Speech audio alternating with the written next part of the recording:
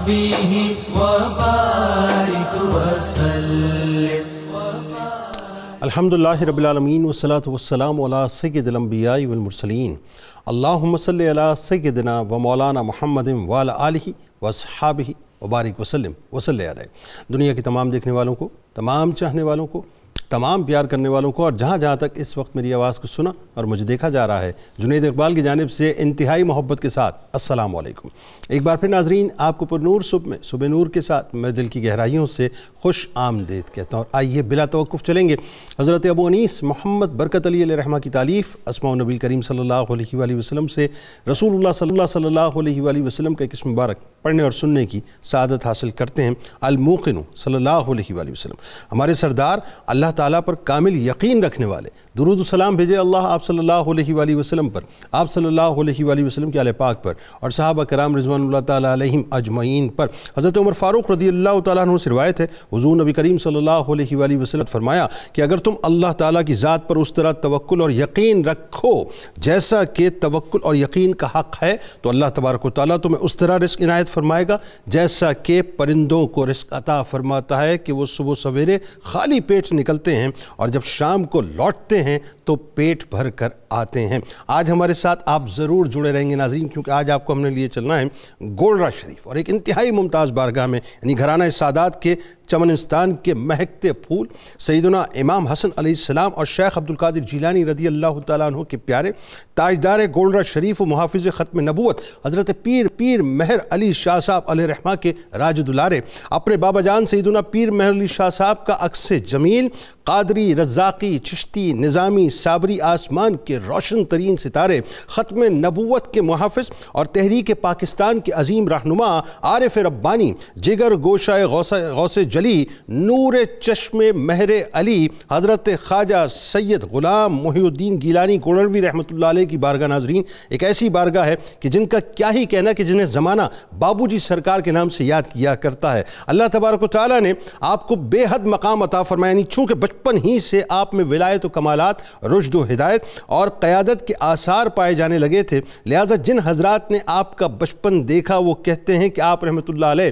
9 عمری سے ہی متوجہ الی الحق ہو گئے تھے. قیادت، نظم و ضبط اور جذب کی جھلکیاں نمایاں آپ میں ہونے لگی تھیں. ایثار کا جذبہ آپ رحمۃ اللہ علیہ کی جبلت میں تھا، لہٰذا طالب علمی کے زمانے سے ہی ایثار کا یہ عالم تھا کہ آپ کو جو رقم گھر سے خرچ کے لیے ملا کرتی تھی، آپ وہ تمام کی تمام اپنے ساتھی طلباء پر تقسیم فرما دیا کرتے تھے، ان کو دے دیا کرتے تھے، اور خود کئی وقت جو ہے وہ فاقہ کرتے تھے اور فاقے سے ہی گزارا کرتے تھے اور کسی کو محسوس بھی نہ ہونے دیتے تھے. حالانکہ آپ ایک صاحب حیثیت اور اچھے خاصے کھاتے پیتے گھرانے کے چشم و چراغ تھے. قناعت پسندی اور فقیری اس حد تک طبیعت میں کہ اگر شب جمعہ کسی مسجد میں بسر کرنی پڑ جائے تو روکھی سوکھی کھا کے گزارا کر لیا کرتے تھے. زمانہ طالب علمی میں آپ کی فکر و نظر کا یہ عالم تھا ناظرین کہ علمی بات ہو یا فنی بات ہو، کسی کام سے متعلق یا کھیل سے آپ اس کی گہرائی تک پہنچا کرتے تھے، یعنی بات کو ہر زاویے سے سمجھنے کی کوشش کیا کرتے تھے. آپ نے اپنی ظاہری حیات طیبہ میں قریب 20 کے قریب حج کیے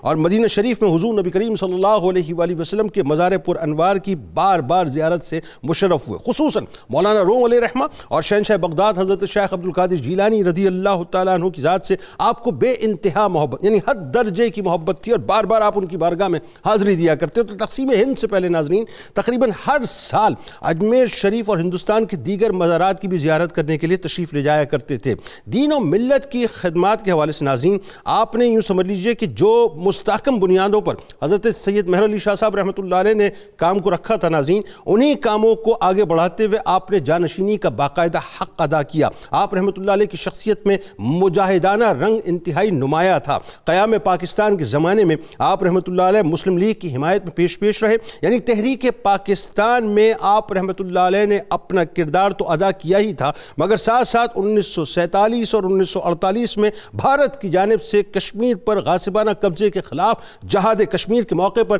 مجاہدین اور مہاجرین کی ہر ممکن امداد کی۔ چونکہ آپ رحمۃ اللہ علیہ کی ہستی عشق رسول صلی اللہ علیہ وآلہ وسلم کا مرقع و مرصع تھی، اس لیے آپ رحمۃ اللہ علیہ کے مبارک خون میں تحفظ ناموس رسالت اور ختم نبوت کا جذبہ مکمل طور پر شامل تھا، یعنی کہیے کہ پریویل کیا ہوا، سرائیت کیا ہوا تھا، اور تحریک ختم نبوت سے تعلق اور عقیدہ ختم نبوت کا تحفظ آپ کو ورثے میں ملا تھا۔ لہٰذا آپ رحمۃ اللہ علیہ ہمیشہ ختم نبوت کا نام لینے والوں اور ان کا کام کرنے والوں کو بہت محبت سے دیکھا بھی کرتے تھے، ان پر خصوصی توجہ بھی دیا کرتے تھے اور ان کی مالی تعاون بھی کیا کرتے تھے۔ یہی وجہ ہے ناظرین کہ 1956 میں تحریک ختم نبوت کے موقع پر آپ رحمۃ اللہ علیہ نے بھرپور کردار ادا کیا، اور جب بات پاکستان کی سالمیت اور دشمنوں سے جنگ کی آئی تو خانقاہ سے نکل کر رسم شبیری ادا کرنے کی غرض سے ستمبر 1965 کی جنگ میں جب بھارت نے پاکستان پر دھاوا بولا تو آپ نے ذاتی طور پر مجاہدین اور مہاجرین کی امداد فرمائی اور اپنے متوسلین کو بھی خاص طور پر اس جہاد میں حصہ لینے کی ترغیب بھی دی اور اپنی آواز کو ریڈیو پاکستان کے ذریعے سے بلند بھی کیا۔ حضرت پیر سید غلام محی الدین گیلانی انتہا درجے کے ناظرین متقی اور پرہیزگار اور سادہ طبیعت کے مالک تھے۔ دل میں کبھی بھی آپ کو یعنی یہ تفاخر نہ ہوتا تھا کہ میں پیر مہر علی شاہ صاحب علیہ رحمہ کا بیٹا ہوں، بلکہ خلق خدا کی خدمت کو اپنا شعار سمجھتے تھے۔ دنیا کی بڑی بڑی شخصیت یعنی آپ کے پاس آیا کرتی تھیں، لیکن آپ کبھی بھی اپنے قلب پر ان کا اثر نہ لیا کرتے تھے۔ ہاں، دوسری طرف کوئی ادنا سے ادنا حیثیت کا شخص اگر آ جاتا تو وہ آپ کی شفقت سے محروم نہ ہوا کرتا تھا۔ یعنی نماز پنجگانہ آپ خصوصیت سے اس کا اہتمام فرمایا کرتے تھے، ذکر و اذکار اور اوراد و وظائف آپ کے معمولات میں شامل تھے۔ یعنی عالم یہ تھا کہ آپ پیر مہر علی شاہ صاحب رحمۃ اللہ علیہ کے عکس جمیل تھے اور ان کے نقوش پا پہ ہی چلا کرتے تھے۔ آپ کے مزاج میں تواضع بہت، انکساری بہت، یعنی عالم یہ تھا کہ کسی سے تعریف اور توصیف کو پسند نہیں فرمایا کرتے تھے، عجب سے بہت دور رہا کرتے تھے، حلیم الطبع تھے، درگزر کرنے والے تھے، دشمنوں کو معاف کر دیا کرتے تھے اور لوگوں کو ترغیب دیا کرتے تھے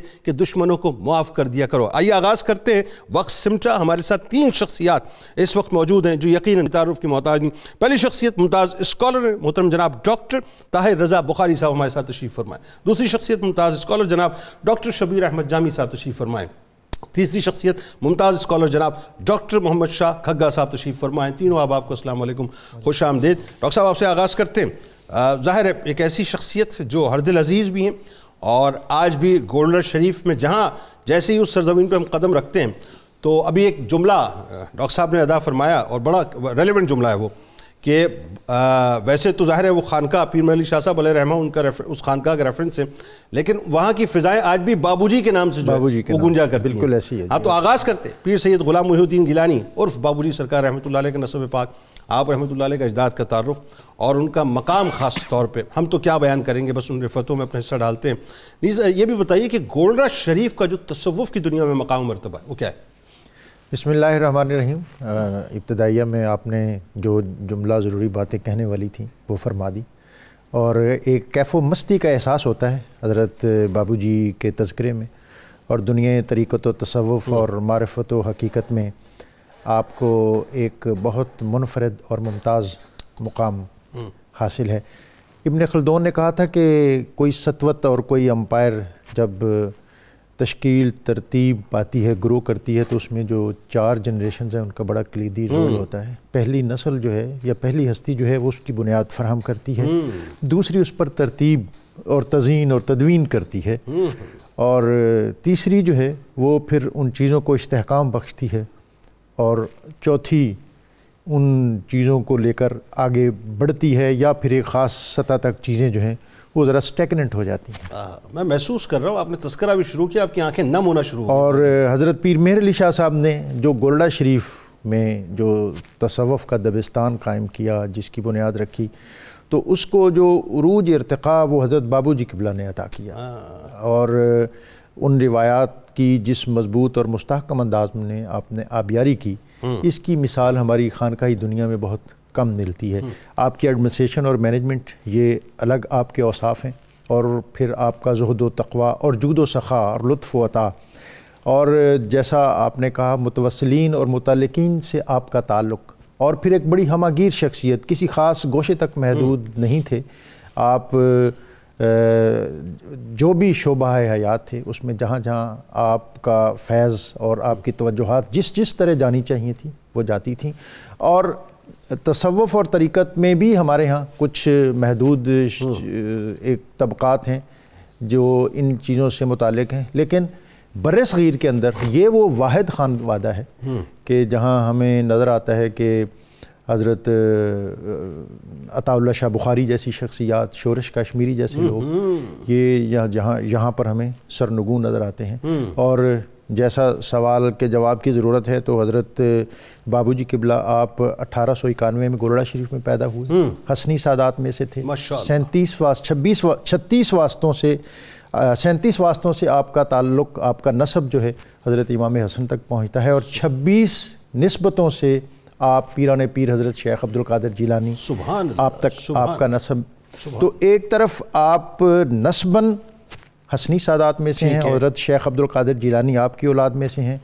اور آپ کا جو طریقت کا سلسلہ ہے، جو آپ کا تصوف ہے، وہ آپ کا سلسلہ چشتی اور نظامی ہے۔ تو یہ خانقاہ جو ہے اس میں دونوں اطراف کا فیض جو ہے، یعنی ایک طرف جو ہے وہ سادات کا فیضان موجود ہے اور دوسری طرف مطلب سادات کا اور قادری فیضان موجود ہے، دوسری طرف چشتی نظامی فیضان ہے، لیکن یہاں چشتی رحمۃ اللہ علیہ نظام پاک، اور جیسا ابتدا میں بات ہوگی کہ دونوں جو دبستان ہیں ان کے ساتھ آپ کو ایک بہت مضبوط نسبت اور تعلق تھا، اور وہاں آپ کے جو معمولات ہیں آج بھی گولڑا شریف میں، تو وہاں حضرت پیران پیر کی مسند آج بھی اس خیال سے باقاعدہ آراستہ ہوتی ہے۔ تصوف کی دنیا میں اور تصوف کی ظاہر دنیا سے جو لوگ متعلق ہیں خاص طور پہ، یعنی جب بھی آپ دیکھیے اسلام آباد پہ نگاہ جاتی ہے تو 2 خانقاہیں ایسی ہیں، 2 مزارات ایسے ہیں کہ جن کو آپ کبھی فراموش نہیں کر سکتے۔ ایک گولڑا شریف کی بات کریں، دوسرا بڑی امام سرکار رحمۃ اللہ علیہ کی بات کریں، اور جو بھی تصوف کی دنیا کا طالب علم ہے وہ جیسے ہی اسلام آباد قدم رکھتا ہے تو اس کے ذہن میں ہوتا ہے کہ میں نے گولڑا شریف لازمی حاضری دینی ہے۔ تو کیا مطلب مقام و مرتبہ یعنی اتنا مستحکم کہ بالکل کیپٹل میں بیٹھے ہوئے، اور کیپٹل میں بھی مرکز میں بیٹھے ہوئے، اور کیپٹل میں میرا خیال ہے کہ یہ شاید کیپٹل وہاں شفٹ آپ کی وجہ سے ہوا ہے، آپ کے قدموں میں ہوا ہے، اور ایوب خان نے جب یہ کیپٹل کراچی سے گولڑا شریف شفٹ کیا تھا تو اپنے سیکٹری کو آپ کی خدمت میں بھیجا تھا اور آپ سے ملاقات کا خواہاں ہوا، تو آپ نے فرمایا کہ میرا اور میرے بزرگوں کا مشرب نہیں کہ ہم سرکاری ایوانوں میں جائیں، اگر بادشاہ اور صدر کو ضرورت ہے تو یہ خانقاہوں کے دروازے ہم ہر خاص و عام کے لیے کھلے ہیں، یعنی ٹپیکل چشتی رنگ۔ ہاں، اور یہ یہاں پر ہمیں جو حضرت بابو جی کی شخصیت ہے وہ قرون اولیٰ کے یا قرون وسطیٰ کے ان صوفیاء کا وہ عکس نظر آتی ہے، جس میں جیسے حضرت خواجہ نظام الدین اولیاء کی بارگاہ میں علاؤ الدین خلجی نے حاضر ہونا چاہا تو آپ نے فرمایا کہ فقیر کے گھر کے 2 دروازے ہیں۔ پہلے تو اس نے کہا کہ آپ میرے یہاں تشریف لائیں تو آپ نے اعراض فرمایا، اور پھر اس نے آپ کی خدمت میں حاضر ہونا چاہا تو آپ نے فرمایا کہ فقیر کے گھر کے 2 دروازے ہیں، بادشاہ ایک سے آئے گا تو دوسرے سے نکل جاؤں گا۔ تو یہ یہاں میں دیکھتا ہوں بطور خاص جو چشتی خانقاہ ہے، انہوں نے سرکاری عملداری سے خود اپنی خانقاہ کو محفوظ رکھا، اور حضرت بابو جی یہ تحریک پاکستان میں یقیناً آپ کی دعائیں شامل تھیں، اور اس کے بعد تحریک ختم نبوت میں، اور پھر جو 65 کی جنگ میں تحریک ختم نبوت میں، جیسا کہ میں نے ابتدا میں عرض کیا کہ بر صغیر کے اندر جو اس ایجنڈا کے بہت لیڈنگ لوگ تھے وہ حرارت کے لوگ تھے، تو وہ آپ کی خدمت میں پیر حضرت عطا اللہ شاہ بخاری تو باقاعدہ حضرت پیر مہر علی شاہ صاحب کے مرید تھے، آپ کے دستے اقدس پر انہوں نے بیعت کی، اور یہ روایت شورش کشمیری نے بیان کی۔ میں شورش کشمیری کی بات اس لیے کر رہا ہوں کہ وہ بنیادی طور پر کوئی ان چیزوں کے ساتھ اتنی زیادہ عقیدت ارادت کا حامل نہیں ہے، تو وہ کہتا ہے کہ، اور یہ بات پھر میں نے از خود پیر نصیر الدین صاحب سے بھی سنی۔ اچھا، وہ کیا کہ 14 سال کی عمر تھی غالباً عطا اللہ شاہ بخاری صاحب کی، اور ظاہر دراز قامت تھے، اور حضرت پیر مہر علی شاہ صاحب عصر کے بعد تقریباً آپ جاتے تھے، قریب ایک میرا جگہ تھی جہاں، تو آپ گھوڑے پر سوار ہو کر باہر جا رہے تھے، تو یہ نوجوان گولڑا میں انٹر ہو رہے تھے، تو پیر صاحب کا گھوڑا ذرا تیز تھا، انہوں نے بھی پیچھے بھاگنا شروع کیا، تو پیر صاحب نے گھوڑا روکا اور سواری روکی، تو پوچھا، تو اس نے کہا کہ جی میں دعا کے لیے آیا ہوں، عطا اللہ شاہ بخاری کی بات، عطا اللہ شاہ بخاری، ٹھیک۔ تو آپ نے کہا کہ آپ خانقاہ میں چلیں، میں ابھی واپس آتا ہوں۔ انہوں نے کہا جی مجھے جلدی ہے۔ کہتے ہیں کہ وہ گھوڑے کی جو باغ ایک ہاتھ سے کھینچی ہوئی تھی اور دوسرے سے فرمایا کہ دعا کراں۔ اب یہ شاہ صاحب کہتے ہیں کہ میں ہمارے یہاں تو عموماً ہوتا ہے دعا کیجیے اور آگے سے کہتے ہیں دعا ہو گئی تو کہتے ہیں آپ پیر صاحب کہتے ہیں بتاؤ کیا دعا کروں کیا دعا کرنی تو وہ کہتے ہیں کہ میں ایک لمحے کے لیے ذرا سکتے میں آیا کہ میں اب فوری کیا کہوں اور ہمارے بھی بالعموم کوئی یک نکاتی ایجنڈا نہیں ہوتا ٹھیک تو کہتے ہیں جی مجھے دعا کرے میں اللہ مجھے بیان کی قوت دے بھائی کیا کہنے اور بر صغیر میں میرے جیسا خطیب کوئی نہ ہو اور یہی ہوا آپ پیر میر علی شاہ صاحب نے ایسے دعا یہ لقام کھینچی اور رات میں دعا ہو گئی آگے نہیں گئے عطا اللہ شاہ بخاری وہیں سے اسٹیشن اور پنڈی آ گئے اور کہتے ہیں کہ اس وقت تو لیاقت باغ نام نہیں ہوگا تو مجمع کھڑا تھا کوئی جلسہ چل رہا تھا اور کہتے ہیں میرے اندر ایک طوفان مچلنے لگا اور میں اسٹیج پہ چڑھ گیا اور کہتے ہیں وہ 14 سال کی عمر اور اس کے بعد وہ پہلا بیان اور پھر گھنٹوں اور پہروں خطاب کیے اور دنیا کے اندر اس طرح کا کوئی اور یہاں پر ایک بات اور اہم ہے غازی علم دین سرکار رحمت اللہ علیہ کو ولولہ دیا ہی عطا اللہ شاہ بخاری رحمت اللہ علیہ نے تھا ایک اور بڑی اہم بات ہے اس میں پیر میر علی شاہ صاحب نے ان کو ایک خاص وظیفہ بتایا تھا اچھا کہ جیسے ہی اپنا خطاب شروع کرو یہ وظیفہ پڑھ لیں تو اس سے پہلے یہ وظیفہ پڑھ اللہ کرے وظیفہ ہمیں پتہ چل جائے وہ وظیفہ جو ہے وہ ان کے خاندان میں محفوظ اور موجود ہے نہیں یہ تو معلوم کریں گے انشاءاللہ بات کو آگے بڑھاتے ہیں ذرا یہ تو بڑی کمال بات آپ نے بتائی اور بہت سے لوگوں کو ہسٹوریکلی جو ہے نا ہسٹوریکلی یہ پتہ نہیں ہے اس میں تھوڑا سا بعد میں ایک اختلاف بھی واقع ہوا پیر عطا اللہ شاہ بخاری بعد میں جو عبد القادر رائے پوری ہیں ان کے بیعت ہو گئے تھے لیکن جو اوائل فیض ہے وہ وہاں سے احرار کو پیر میر علی شاہ صاحب پیر میرا اور شورش کشمیری زندگی کی آخری سانس تک وہاں سرنگو آپ کمال یہ دیکھیے صاحب آپ تونسا شریف سے اٹھا لیجئے آپ یہ دیکھیں یہ ٹرکل ڈاؤن ایفیکٹ ہے یعنی یہ فیض آپ کو جہاں بھی ملے گا وہاں ختم نبوت کے محافظین ہی پیدا ہوتے ہوئے نظر آئیں گے اگر عطا اللہ شاہ بخاری رحمت اللہ علیہ کو بھی فیض منتقل ہوا تو ان کی تقریر کو سن کے غازی علم دین سرکار جیسے لوگ پیدا ہوئے کہ جنہوں نے ناموس رسالت و ختم نبوت کی محافظت کے لیے کام کیا آپ ذرا یہ بتائیے پیر سید غلام محی الدین گیلانی رحمت اللہ علیہ کی ابتدائی تعلیم و تربیت ذرا بتائیے کیسے ہوئی کن کن ہستیوں کے زیر سایہ ہوئی اب دیکھیں نا جب والد کا اسٹریچر اور ان کا مقام و مرتبہ اتنا بڑا ہو تو ذمہ داری بھی بہت بڑی ہو جاتی ہے پھر ظاہر ہے تربیت بھی اسی اعتبار سے ہوگی اور ابتدائی عمر میں خاص طور پہ جیسا کہ میں نے تھوڑا سا حوالہ دیا کہ وہ بائی ڈیفالٹ یا یوں کہیے کہ آپ کی بیسک انسٹنکٹ کے اندر سخاوت اور فقر و قناعت یہ تمام باتیں موجود تھیں بتائیے ذرا بسم اللہ الرحمن الرحیم بڑی خوبصورت باتیں ہو رہی ہیں گولڈا شریف کا آستانہ علم کا اور معرفت کا ایک ایسا سنگم ہے جہاں علماء کی اور عرفاء کی نظریں جا کے ٹکتی ہیں واہ اس خانوادے میں پیر مہر علی شاہ صاحب جیسا کوہ ہمالیہ شخصیت جہاں علم کی انتہا ایسا ہی روحانیت کی انتہا ایسا ہی تسلط کی انتہا بے شک غوث باغ کا خاص رنگ واہ خواجہ اجمیر کا خاص رنگ آپ کو نظر آئے گا اللہ یہ جو ایک سنگم نما یہ چیزیں ہیں ان میں ایک ایسا خوبصورت شہزادہ صاحبزادہ اور سید زادہ آ رہا ہے جس کو دنیا بابو جی کہتی ہے اللہ آپ جب پیدا ہوئے اور آپ کے پیدا ہونے کی خبر جس نے آ کر دی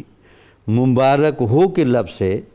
اس میں ذرا گہرائی دیکھیں پیر مہر علی شاہ صاحب کہتے ہیں کہ جب اس نے کہا جو مبارک ہو تو میں نے سمجھا کہ شاید ہمیں خدا مل گیا ہے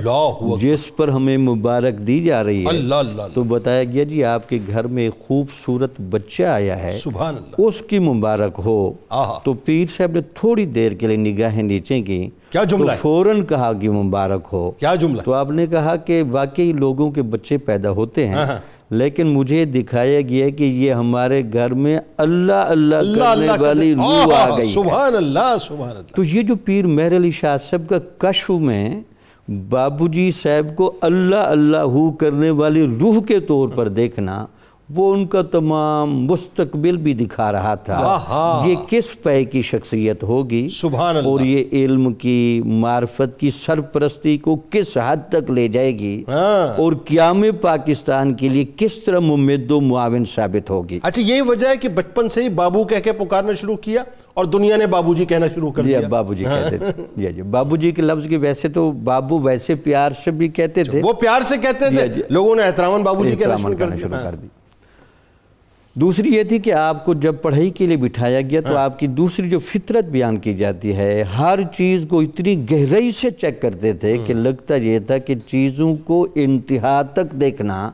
آپ کی فطرت کا حصہ تھا اللہ یعنی اتنی دقت نظری اور آپ پڑھ لیں شریعت اسلامیہ کو ہمیشہ ہر چیز کی یا تو ابتدا دیکھی جاتی ہے یا انتہا دیکھی جاتی ہے۔ کیا کہنے ڈاکٹر صاحب؟ اس فطرت کا حامل جو بندہ ہوتا ہے اس کے اندر زیرکی، اس کے اندر قیادت اور اس کے اندر پختگی اس درجے کی ہوتی ہے کہ اس وجہ سے جس نے بھی آپ کو دیکھا نا اتنے وقار کی حالت میں دیکھا جیسے یہ بندہ بھرپور ہے، اللہ اس کو کسی جگہ سے کوئی کمی محسوس نہیں ہوتی۔ اللہ اکبر۔ تو پھر آپ کو پڑھایا کس نے؟ خود پیر مہر علی شاہ صاحب نے پڑھایا۔ پیر مہر علی شاہ صاحب علم کے باب میں اس زمانے کی وہ شخصیت ہیں جہاں رہنمائی کے لیے علامہ اقبال جیسا ذہن بھی رسائی کرتا رہا۔ اللہ کہ اکبر۔ جناب آپ مجھے کچھ تصوف و روحانیت کے مسائل اور فکر کے مسائل سمجھا دیں۔ حسن اتفاق پیر صاحب ان زمانے میں حالت استغراق میں تھے، تو آپ کے سیکٹری نے آپ کی نیابت میں جملے لکھ دیا، اقبال اپنی زبان کے بقول اس در پر دیر سے ہی پہنچا ہے، تو اب وہ باتیں نہیں ہو سکتی۔ اللہ اکبر۔ تو علامہ اقبال کو ہم برے صغیر میں ذہن کا، فکر کا اور عشق کا بہت بڑا نمائندہ دیکھتے ہیں، بادشاہ مانتے ہیں۔ بادشاہ مانتے ہیں۔ وہ پیر مہر علی شاہ صاحب کے سامنے ایک طفل مکتب کے طور پر کھڑا ہے۔ تو پیر صاحب کا مقام و مرتبہ پیر کیا ہو؟ صاحب کا مقام۔ اللہ اکبر۔ پیر صاحب نے بابو جی صاحب کو پڑھایا۔ بھائی سبحان اللہ۔ آپ کو پتہ ہے ولی پڑھاتا کیسے ہے؟ ولی صرف لفظ نہیں بتاتا، معنی نہیں بتاتا، لفظ اور معنی کے ساتھ نورانی کیفیت بھی انڈیلتا ہے۔ یعنی مجھے کہنے دیجئے جملہ کہ جس فیضان سے علامہ اقبال علیہ رحمہ محروم رہے وہ فیضان براہ راست بابو جی سرکار رحمۃ اللہ علیہ کو منتقل ہوا۔ ٹھیک۔ پھر بابو جی صاحب کی پیر مہر علی شاہ صاحب نے سفر ہو حضر ہو بڑی اپنی نگرانی میں رکھتے تھے۔ اس کے بعد آپ کو سب سے پہلے بڑا قاری بنایا گیا۔ ٹھیک ہے۔ عبد الرحمن جون پوری جو اپنے زمانے کے بہت بڑے قاری تھے، آپ ان کے پاس باقاعدہ قرات پڑے ہوئے تھے۔ سبحان اللہ۔ اور قرات پر بابو جی صاحب کے لوگوں نے دیکھا، لوگ تو نعت سن کر بڑے وجد میں آتے ہیں، تو لوگ کہتے تھے نعت پڑھی جائے، قرآن پڑھا جائے یا قوالی پڑھی جائے۔ لگتا یہ تھا کہ اللہ تعالیٰ کی ذات کے ساتھ بابو جی کی کیفیت کتنی جڑتی ہے، اللہ۔ تو لوگ اس کو آپ کی مجلس میں بیٹھنے والے فیل کرتے تھے۔ اس کے بعد پھر آپ کو مولانا محمد غازی جن کے بارے میں پیر مہر علی شاہ صاحب نے آپ کو ایک خط میں لکھا، بیٹے میں نے آپ کا جو استاد لگایا ہے، ایک تو وہ شفیق بڑا ہے اور ایک بے نظیر محقق ہے، تو لہٰذا ایسے عالم سے آپ نے فیض لینا ہے اور ان کے علم کو سمیٹنے کی کوشش کرنی ہے، جہاں لینے والے بابو جی جیسا ظرف ہو اور دینے والے مولانا محمد غازی ہوں، تو پھر آپ دیکھ سکتے ہیں وہاں علم اور کیا دیکھیں آپ ہوگا۔ وہی بات آگے جا کے اس پہ بات کرتے ہیں کہ وہ چونکہ حسنی سادات ہے تو حسنی رنگ سخاوت میں نہ ہو یہ کیسے ہو سکتا ہے، اور عطاؤں میں وہ رنگ نہ ہو کیسے ہو سکتا ہے، فقر و قناعت میں وہ رنگ نہ ہو تو کیسے ہو سکتا ہے۔ لیکن میں اس سے قبل چاہتا ہوں ذرا یہ بتائیے ڈاکٹر صاحب کہ پیر صاحب کی شخصیت میں ایک عجیب رنگ صاحب یہ ہے کہ آپ کو یعنی آپ ہر شے کو دیکھنے کے بعد تصوف کا کوئی خاص نقطہ اس سے اخذ کیا کرتے تھے۔ خاص طور پہ آپ کا جو قلبی میلان تھا وہ ریلوے انجن کی طرف بہت تھا۔ اب بظاہر تو لوگ یہ دیکھتے تھے صاحب کہ آپ کا قلبی میلان جو ہے وہ ریلوے انجن کی طرف ہے، لیکن ریلوے انجن میں بھی آپ تصوف کے جو نکات بیان کیا کرتے تھے، میں چاہتا ہوں اس پہ ذرا گفتگو کیجیے، خاص طور پہ جو آپ کے اخلاق کریمانہ ہے صاحب۔ آپ یہ دیکھیے کہ وہی بات آ گئی پھر لیگیسی چونکہ وہ حسنی سادات ہونے کی ہے تو اسی طرح سے آپ نے اس کو جو ہے کنٹینیو کیا، بتائیے ذرا۔ اعوذ باللہ من الشیطان الرجیم، بسم اللہ الرحمن الرحیم۔ جنید صاحب میں ایک شعر سے آغاز کروں گا، حضرت اقبال کا ہے، سرمایہ درد تو غارت نہ تما کردن، اشکی کے ز دل خیزت دردیدہ شکستم من، کہ یہ جو درد ہے تمہارا سرمایہ ہے، یہ حزن اور درد اور سوز جو ہے یہ اس کو اس طرح آنسوؤں کی صورت میں ضائع نہ کرو۔ اگر کوئی آنسو اٹھتا ہے تو اس کو آنکھوں میں ہی توڑ پھوڑ لو، دل سے نکلتا ہے تو اس کو نیچے نہ بہنے دو، تو اس سے تمہارا درد کا سرمایہ سلامت رہے گا۔ حضرت قبلہ بابو جی صاحب علیہ رحمہ درد و سوز کا سراپا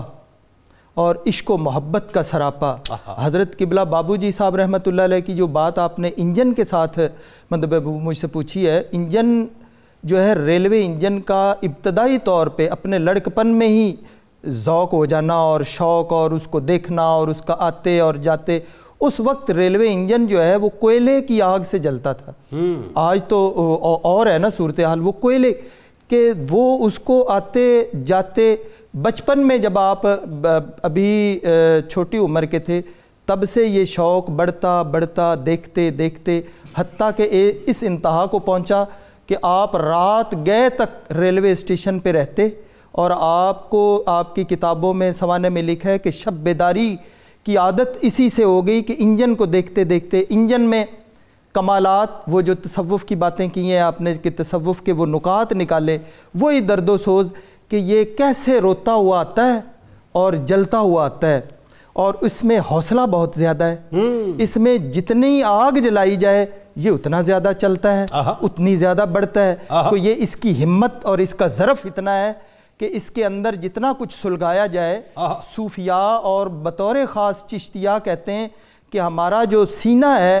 وہ فرقت اور ہجر کے فراق سے جو ہے، اور ہجر میں وہ سراپا بنا ہوا ہے اور جلا ہوا ہے، تو وہ جتنا وہ جلے گا اتنا معراج حاصل ہوگا، یعنی جتنی حدت بڑھے گی اتنی عشق کی شدت بڑھے گی، اتنی شدت بڑھے گی، واہ واہ واہ، کہ اتنی شدت بڑھے گی۔ تو یہ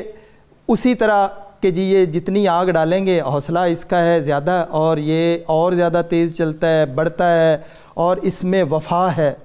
وفاداری ہے، کہ اس میں یہ تمیز نہیں ہے، یا یہ نہیں یہ کرتا کہ اچھے اچھے ڈبے لگا دو یا فلاں فلاں لگا دو تو وہ ان کو لے کے جائے گا، جو کوئلے کا ڈبہ ہوگا یا سامان کا ہوگا یا سامان بردار کا ہوگا ان کو چھوڑ دے گا۔ یہ کم تر سے کم تر کو بھی، کہتر سے کہتر کو بھی، اور افضل سے افضل کو بھی اپنے ساتھ جوڑے رکھتا اور لے کے جاتا۔ اور ایک صوفی میں کمال ہوتا ہے کہ وہ جتنے عیب ہوں، جتنیاں خامیاں ہوں، وہ ان کو اس طرح جو ہے نا وہ نہیں چھوڑیں گے، وہ وفاداری کریں گے اور ان کو ساتھ رکھیں گے۔ تو یہ حضرت قبلہ بابو جی صاحب رحمۃ اللہ علیہ نے فرمایا کہ مجھے ان میں یہ کمالات ہیں، اور اس کے علاوہ کہا کہ ایثار ہے، اس میں خود جلتا ہے اور لوگوں کو منزل مقصود تک پہنچاتا ہے۔ اس جذبہ ایثار میں جو تکالیف ایک صوفی خود سہتا ہے اور دوسروں کے لیے نعمت اور ایک کمال بن کے جو ہے نا، اور ان کے لیے ہدایت اور روشن چراغ بن کے نکلتا ہے، تو وہ حضرت بابو جی صاحب رحمۃ اللہ علیہ نے فرمایا کہ اس میں جو جذبہ ایثار ہے وہ کمال ہے کہ یہ جلتا رہتا ہے اور لوگوں کو منزل مقصود تک پہنچاتا ہے۔ استقامت ہے، وہ پیرالل لائن میں جو اس کو ٹریک بتا دیا ہے، جو حدود اللہ بتا دی ہیں، جیسے ایک صوفی اور قرآن اور ہماری شریعت میں حدود اللہ جو ہیں وہ ایک حدیں مقرر کر دی ہیں نا، اس کے لیے بھی جو حدیں مقرر کر دی ہیں ان سے ادھر ادھر تجاوز نہیں کرے گا، یہ اپنے ٹریک پر رہتا ہے، ڈسٹریکٹ نہیں ہوتا، اور صراط مستقیم پہ چلتا جائے گا اور بڑھتا جائے گا۔ حضرت قبلہ بابو جی صاحب رحمۃ اللہ علیہ پھر اسٹیشن پہ دیکھیں ان کی جذبہ ایثار اور محبت اور درد مندی کہ اسٹیشن پہ آپ نے لنگر کی دیگیں اٹھوا کے رکھوا دیں سبحان اللہ رات کے وقت، اور یہ معمول بن گیا، بسترے رکھوا دیے، کیونکہ اس وقت گولڑا شریف دور افتادہ ایک علاقہ جہاں پہ جانے کے لیے رات کے وقت کئی آپ کے مریدین جن کو آپ سنگی کہتے ہیں وہ آ رہے ہیں، ان کے لیے بسترے، ان کے لیے کھانا، اور جن میں ہمارے کئی بزرگوار جو کہ عینی شاہد ہیں، کتابوں میں تو درج ہی ہے، وہ کہتے ہیں کہ ہم کئی بار رات کو خیبر میل پہ، کئی بار رات کو جو ہے وہ تیز رو پہ گئے، تو رات کے گئے تک بھی لنگر گرم ملا ہے ہمیں، اور وہیں پہ بسترے ملے، وہیں پہ قیام پھر وہی سادات کے گھرانے کی شان ہے، وہ سخاوت اور درگاہ اور خانقاہ، جنید صاحب خوانقاہ جو ہے کھانے کا دسترخوان بچھانے سے ہی وہ آغاز ہوتا ہے، تو حضرت پیر مہر علی شاہ صاحب رحمۃ اللہ علیہ کی درگاہ کا جو ہے نا، یہ درگاہ کا دسترخوان جو ہے، یہ اسی طرح آج بھی وہاں پہ حضرت قبلہ بابو جی صاحب رحمۃ اللہ علیہ نے سرائے بنوائیں، قیام، بستر، چارپائیاں، ساروں کو ٹھہرانے کا انتظام، یعنی وہ جو طالب علمی کے زمانے میں اپنا کھانا اٹھا کر اسٹوڈنٹس کو دے دینا، شب جمعہ روکھی سوکھی روٹی کھا کے گزارا کر لینا، وہ جبلت میں چونکہ تھا، وہی جو ہے آپ کی شخصیت کا حصہ جبلت میں آج بھی جو ہے نا، وہ یہی جو آپ نے ابھی تھوڑی دیر پہلے بات فرمائی کہ لوگ اسلام آباد جائیں تو گولڑا شریف ضرور جاتے ہیں، وہاں پہ جا کے یہ ایک بڑے دعوے کی صورت میں ہے کہ وہاں پہ اپنا گھر لگتا ہے، اجنبیت نہیں لگتی، وہاں پہ رہائش ملے گی، گھر ملے گا، کمرے ملیں گے، کھانا ملے گا، 3 وقت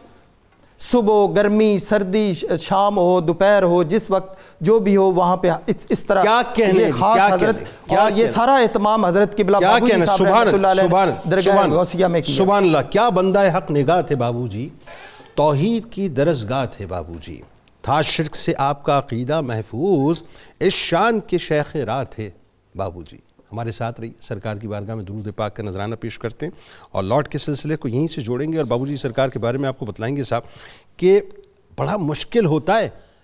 گدی کو سنبھالنا، اور گدی بھی کن کی؟ پیر مہر علی شاہ صاحب علیہ رحمہ کی. لیکن بابو جی نے کیسے ٹیک اپ کیا اور کس طرح سے ذمہ داری نبھائی، وقفے کے بعد بتاتے ہیں. سرکار کی بارگاہ میں درود پاک.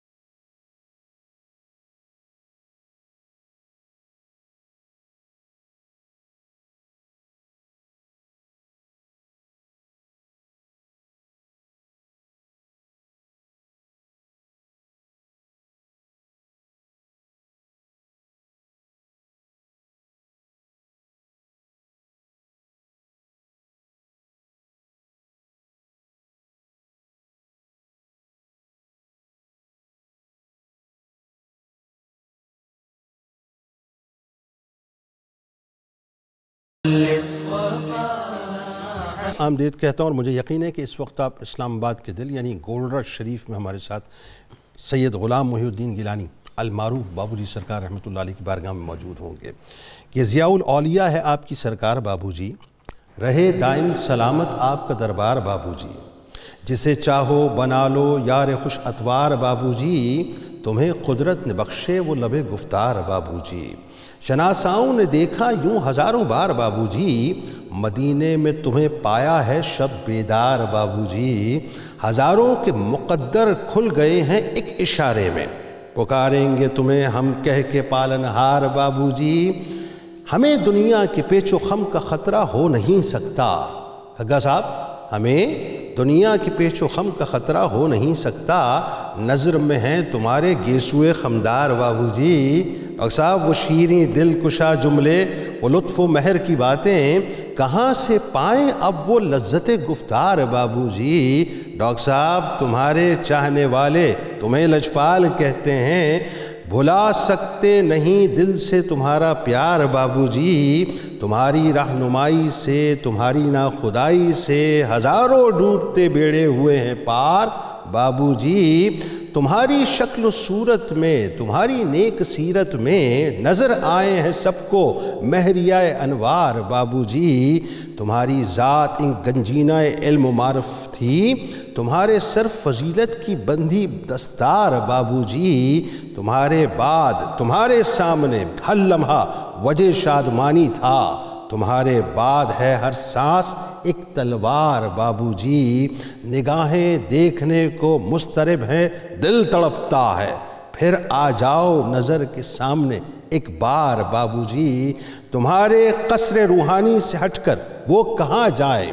جو آ بیٹھے ہیں زیر سایہ دیوار بابو جی. کرم کا ہے تمہارے چار سو چرچا زمانے میں، کرم کا ہے تمہارے چار سو چرچا زمانے میں، عنایت کا تمہاری سب کو ہے اقرار بابو جی. نرالے بیل بوٹے فقر کے تم نے اگائے ہیں، پھلے پھولے تمہارے نام کا گلزار بابو جی. تمہیں نے ہر شرف بخشا، تمہیں نے ہر شرف بخشا، تمہیں پر ناز اس کو تمہارا تھا، تمہارا ہے نصیر زار بابو جی. ڈاکٹر صاحب ذرا یہ بتائیے،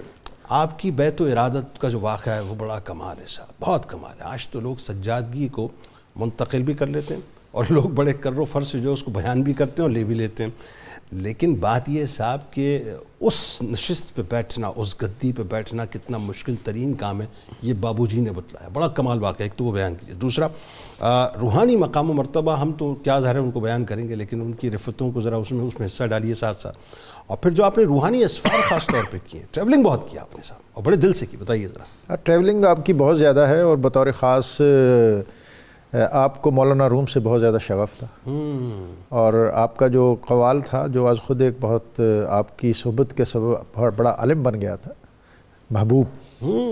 جو اس کو بلبل چمنستان مولانا روم یہ کہا جاتا تھا. اور آپ جب موو کرتے تھے تو آپ کا کانوائے اور آپ کے احباب آپ کے ساتھ چلتے تھے، اور اس میں یہ قوال یہ بھی ساتھ ہوتا تھا. اور آپ کا جو بہت معروف سفر ہے 1949 کا، جس میں آپ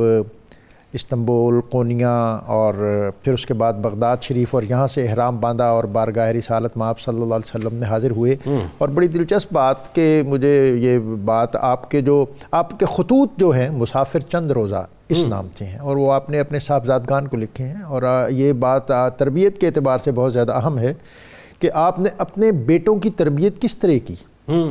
اور اس دور میں دنیا اسلام کی اہم ترین یونیورسٹی بلا شبہ جامعہ الازہر مصر تھی، اس کے بعد جامعہ عباسیہ بھاولپور تھا. تو آپ نے اپنے دونوں صاحبزادوں کو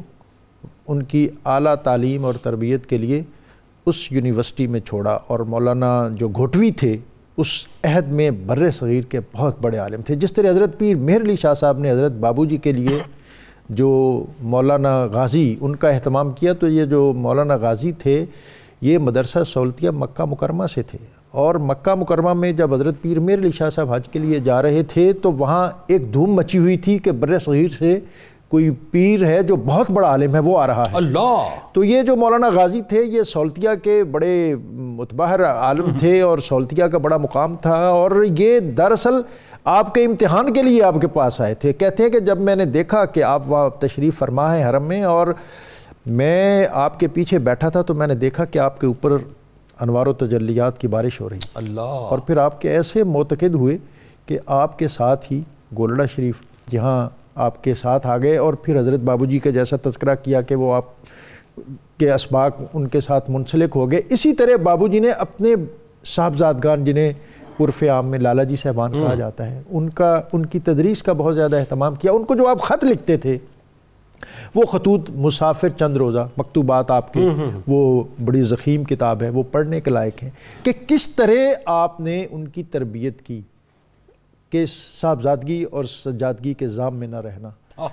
لوگوں عام آدمی کی طرح زندگی بسر کرنا. ظاہر ہے آپ بہت آسودہ اور خوشحال گھرانہ تھا، لیکن گولڑا سے بہاولپور تک 3rd کلاس ڈبے میں سفر کرنے کی ان کو اجازت ہوتی تھی. اچھا! اور آپ کے لیے قطن جو آپ کے وہاں ظاہر خدام بہت زیادہ تھے، ان کو یہ تاکید ہوتی تھی کہ ان کے لیے کوئی بہت زیادہ آسودگی اور آسائش کا اس طرح اہتمام نہ کرنا کہ یہ ان کی طبیعت میں کوئی ناز و نام آ جائے. یعنی کوئی اسپیشل ٹریٹمنٹ ان کے لیے بالکل بھی نہیں. اور حضرت علی المرتضیٰ کرم اللہ تعالیٰ وجہ الکریم جن کے آپ فرزند ہیں، آپ نے فرمایا تھا کہ اللہ تعالیٰ نے علم کو مشقت میں رکھا ہے اور لوگ اسے آسودگی میں تلاش کرتے ہیں. یہ فرمان ہمہ وقت آپ کے پیش نظر رہتا تھا، اور آپ نے تربیت کے لیے جو خطوط اپنے خانوادے کے مقرر کیے وہ ہمیں اسی طرح نظر آتے ہیں. اسی طرح حضرت علی المرتضیٰ کرم اللہ تعالیٰ وجہ الکریم آپ کا یہ قول یہ بڑا معروف ہے کہ اگر محض خواہش کی بنا پر لوگ عالم ہوتے تو اس دنیا میں کوئی جاہل نہ ہوتا. اللہ اکبر! تو اس کے لیے وہ جیسے اقبال نے کہا کہ عطار ہو، رومی ہو، رازی ہو، غزالی ہو، کچھ ہاتھ نہیں آتا بے آہے سحر گاہی.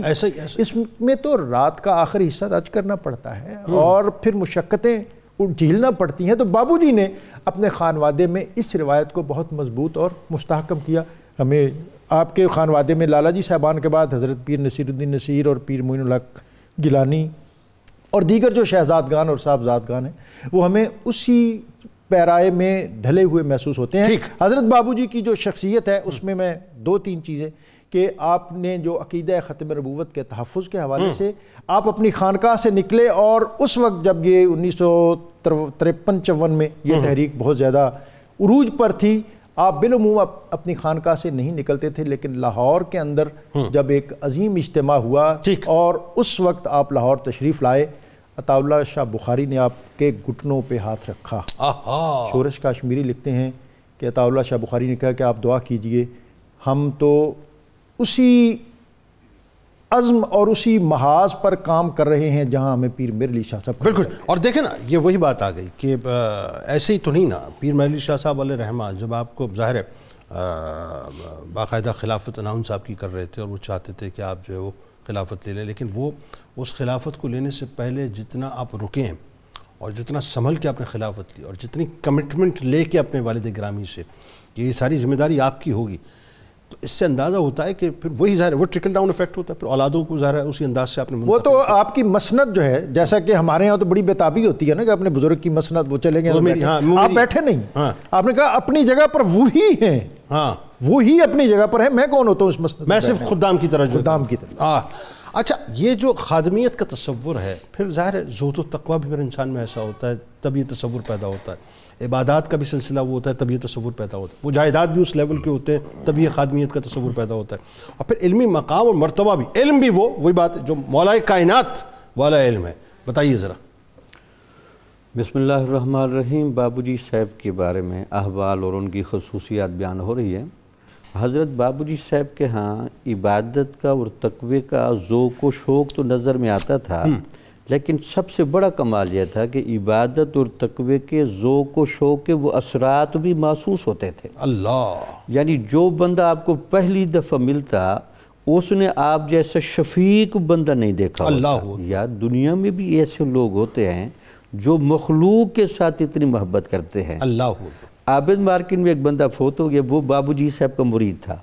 وہ کہتے تھے ایک دفعہ گھر سے جب وہ آستانے پر آتے تھے، کچھ درمیان میں ایک ڈہر اور خالہ سا آتا ہے، میں اس کونے پر بیٹھا تھا تو دل میں سوچ رہا تھا جی ان کے گرد جمع غفیر ہی رہتا ہے،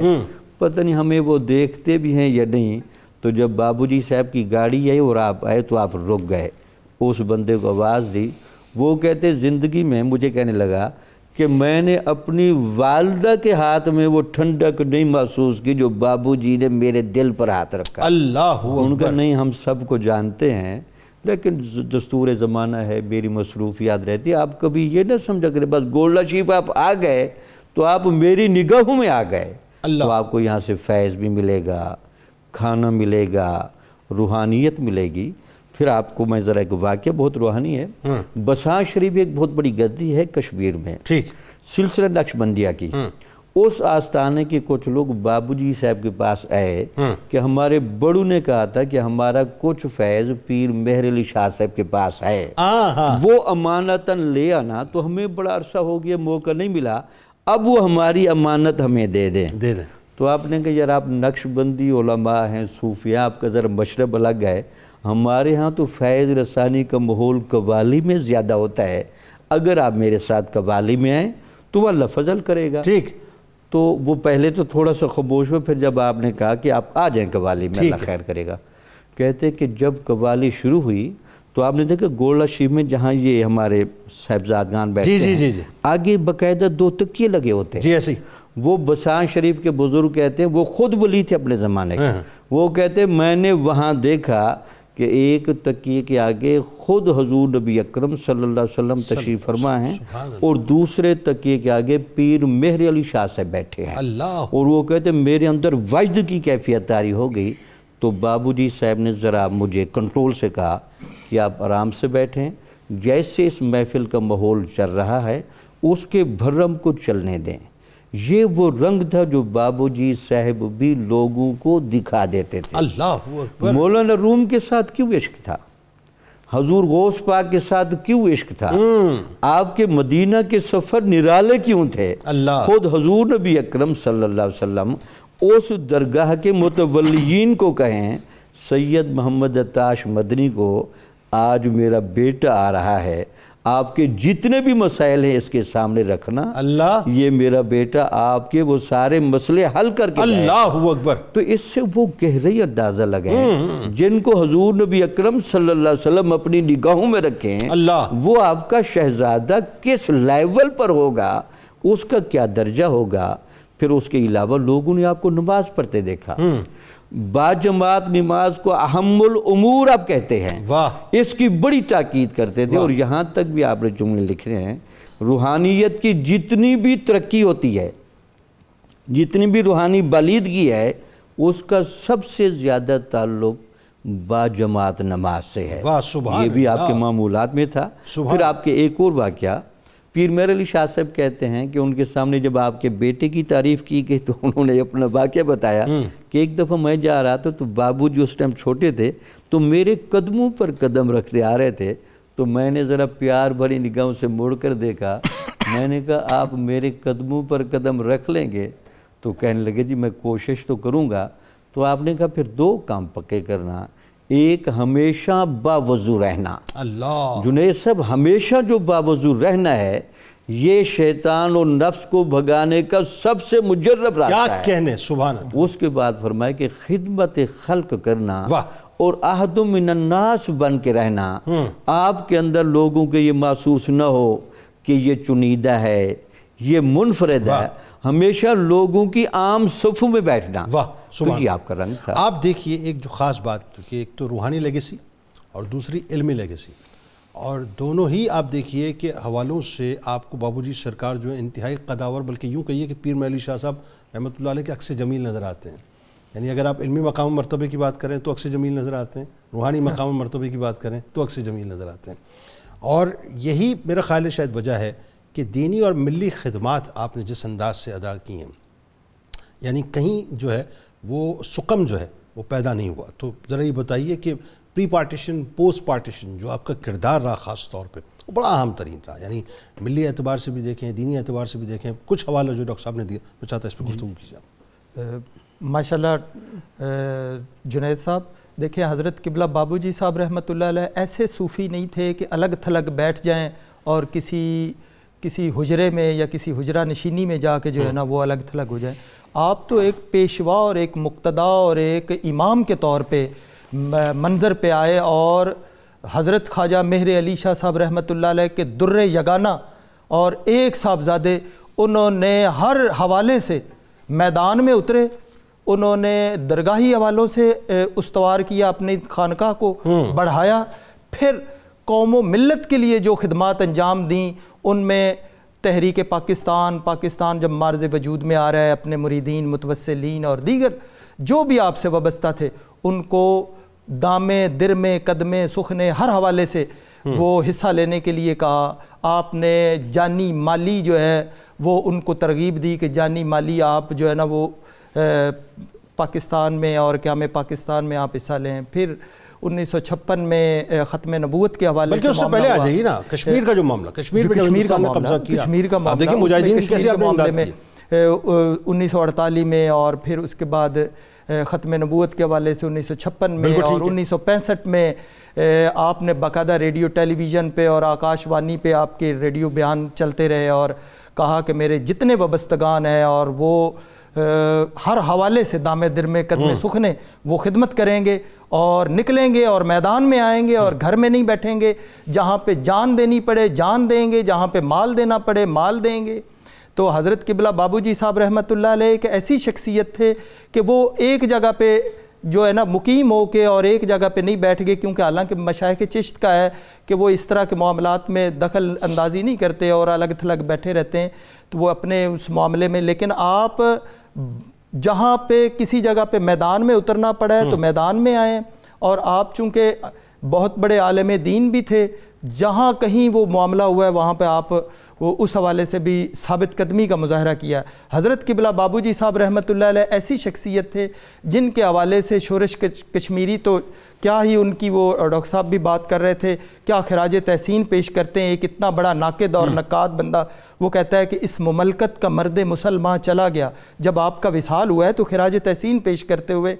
کہ روتا ہوں میں کہ پیکر ایماں چلا گیا، روتا ہوں میں کہ پیکر ایماں چلا گیا، بے دست و پا تھے ہم سرے بازار لٹ گئے، ناموس مصطفیٰ کا نگہباں چلا گیا۔ ناموس مصطفیٰ کا یہ بندہ کون کہہ رہا ہے؟ یہ ایک اتنا بڑا جو ہے نا عالم دین اور اتنا بڑا ناقد، اور جو کہ اس طرح کے مسلک اور مشرب سے اس کا کوئی اس طرح لگاؤ بھی نہیں تھا. یعنی اس سے یہ طے ہوا نا کہ پیر مہر علی شاہ صاحب رحمۃ اللہ علیہ نے جس فکر کی بنیاد رکھی تھی اس کو آپ لے کر چلے. جی،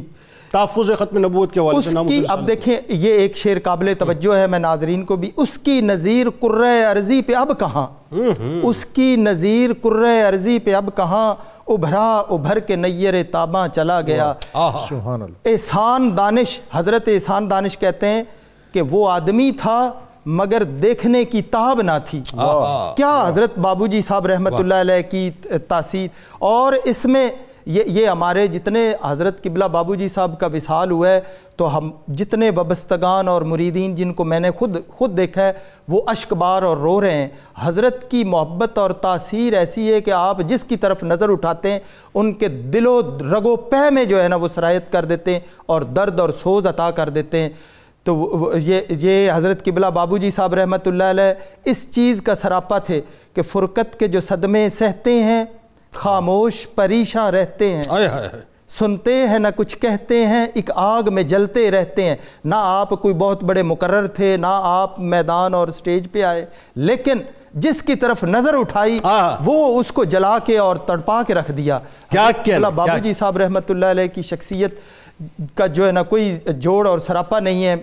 سبحان اللہ جی، بہت شکریہ آپ تینوں آج آپ کا. وہ جمادی ثانی ہے اور آج آپ کا عرس شریف ہے اور اسی مناسبت سے یہ نشستہ راستہ ہے. اصل بات اور ایک بہت بنیادی بات میں ضرور عرض کرنا چاہوں گا کہ یہ سب کانٹیننٹ کا جو سماجی انقلاب ہے، سب سے بڑا انقلاب، اس کے روح رواں یہ بالخصوص چشتی صوفیات ہے. ایسے ہی یہ سوسائٹی سے کٹنے والے نہیں تھے بلکہ سوسائٹی کی نبض پر ان کا ہاتھ. ایسے ہی اس میں اور جہاں جس چیز کو ضروری سمجھتے تھے وہ اس اپنی پوزیشن اس کے مطابق لے کر وہ اس کام کو کرنے اور کر گزرنے کا دائی اور مل کر 100%. اس میں کوئی دوسری رائے نہیں ہے. بہت شکریہ آپ تینوں احباب کا. اور میری دعا ہے کہ چونکہ ظاہر ہے اس وقت گولڈن شریف بقائے نور بنا ہوا ہے اور عرس کا موقع ہے. اللہ تبارک و تعالیٰ حضرت باؤزی سرکار رحمۃ اللہ علیہ کا صدقہ ہم تمام ذکر کرنے والوں سننے والوں کو یہاں بھی عطا فرمائے اور وہاں بھی عطا فرمائے انشاءاللہ. کتاب الشفا کی جانب آپ کو لیے چلتے ہیں. اور ظاہر ہے بہت سی مصیبتیں زندگی میں آتی ہیں، بیماریاں آتی ہیں، تو اس سے حفاظت کے حوالے سے ایک وظیفہ سن لیجئے. فرمان مصطفیٰ صلی اللہ علیہ وآلہ وسلم ہے کہ جب رات کو سونے لگو تو سورہ فاتحہ اور سورہ اخلاص پڑھ کر دم کر لیا کرو، سوائے موت کے ہر قسم کی بلا سے محفوظ رہو گے انشاءاللہ. حضرت سید غلام محی الدین المعروف بابو جی سرکار رحمۃ اللہ علیہ کا کمال قول مبارک ہے کہ جو شخص دنیا سے بے رغبتی کا اظہار کرتا ہے اور اپنی زندگی کا مقصد احکام الہی کی تکمیل بنا لیتا ہے، پس اللہ تعالیٰ اسے راہ ہدایت پر چلا دیتا ہے. روزنامہ 92 نیوز میں آج بابا رحمۃ اللہ علیہ کے حوالے سے آرٹیکل ضرور پڑھیے گا. ٹویٹر پہ میں فالو کر لیجئے، فیس بک پیج کو لائک کر لیجئے، یوٹیوب چینل کو سبسکرائب کر کے بیل آئیکن کو ضرور کلک کر لیجئے. آپ وہاں موجود ہیں، ہم یہاں موجود ہیں. مل کے نعرہ لگائیں گے، لیکن اس سے پہلے اپنی روح سے تجدید عہد وفا کریں گے. لا یؤمن احدکم حتی اکون احب الیہ من والدہ وولدہ والناس اجمعین. اللہ تعالیٰ آپ کا، ہمارا، ہم سب کا، پاکستان کا اور امت مسلمہ کا حامی و ناصر ہو. آمین. پاکستان کا مطلب کیا؟ لا